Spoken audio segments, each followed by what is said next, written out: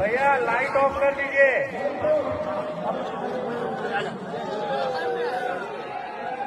बोलो बजरंगी बली की। 7, 6, 5, 4, 3, 2, 1।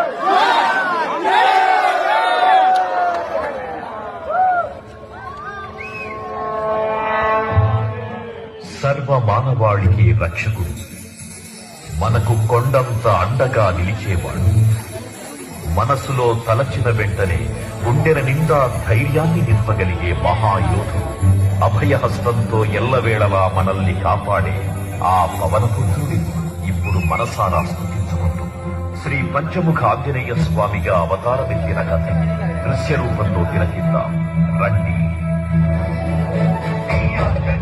ప్రసన్నాంజనేయం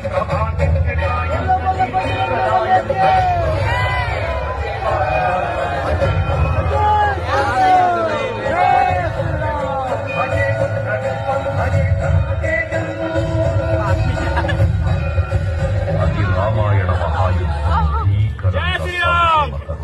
శ్రీరామచంద్రుని సారథ్యం వానర సైన్యంతో విజృంభిస్తూ లక్ష్మణస్వామి తనతో పోరాటం చేస్తున్న రావణుడి కుమారుడు ఇంద్రజిత్ తలని బాణంతో ఒక్క వేటుతో వేరు చేశాడు.